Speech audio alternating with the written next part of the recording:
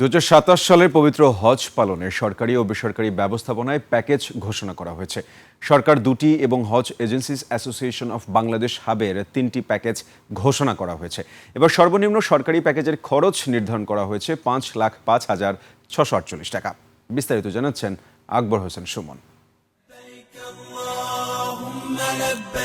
পবিত্র হজ পালনের জন্য সরকারি ব্যবস্থাপনায় দুটি প্যাকেজ ঘোষণা করেছে ধর্ম বিষয়ক মন্ত্রণালয়। এর মধ্যে প্রথম প্যাকেজের মূল্য ৬,১৫,২৬৩ টাকা এবং দ্বিতীয় অর্থাৎ সর্বনিম্ন প্যাকেজের মূল্য ৫,০৫,৬৪৮ টাকা। অন্যদিকে বেসরকারি ব্যবস্থাপনায় Hajj agencies association of Bangladesh HAAB ঘোষণা করেছে ৩টি প্যাকেজ। সাশ্রয়ী প্যাকেজের মূল্য ৫,১৩,৫৪৫ টাকা, দ্বিতীয়ত সাধারণ প্যাকেজ ৫,৯৫,৫৮০ টাকা এবং সর্বোচ্চ বিশেষ প্যাকেজের মূল্য ৬,৩৯,৪৬০ টাকা। গত বছরে যে হজ প্যাকেজ ছিল, এবার হজ যাত্রীদের বিমান ভাড়া কমিয়ে ১,৩০,০০০ টাকা নির্ধারণ করলেও সৌদি আরবে আবাসন, পরিবহন, ক্যাটারিং ও অন্যান্য সেবায় ব্যয় বৃদ্ধি পাওয়ায় প্যাকেজের মোট খরচ কমেনি। সৌদি আরবে সেই রকম ডি ক্যাটাগরি সার্ভিসটা তারা প্রত্যাহার করেছে, আমাদেরকে সি ক্যাটাগরি সার্ভিস নিতে হবে।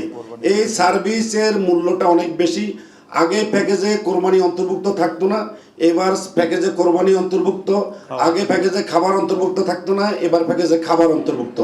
যার কারণে আপনাদের কাছে যদি প্যাকেজ মূল্যটা বেশি দৃশ্যমানও হয়, আপেক্ষিক অর্থে প্যাকেজ মূল্য কমেছে। বাড়ি ভাড়ার ব্যাপারে সৌদি সরকার গত বছর এটা ম্যান্ডেটারি করে না, যেটা 17% ট্যাক্স তারা ধরছে।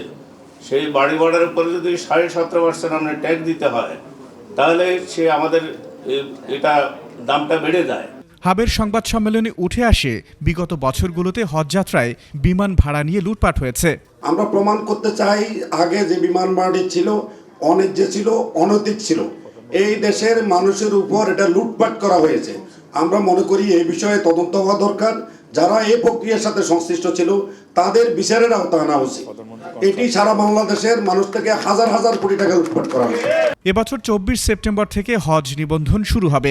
চাঁদ দেখা সাপেক্ষে আগামী বছর হজ অনুষ্ঠিত হবে ১৫ই মে। হারাম শরীফ থেকে সবচেয়ে কম দূরত্বে ৬০০ মিটারের মধ্যে হোটেল থাকবে। আকবর হোসেন সুমন, ২১শে টেলিভিশন, ঢাকা।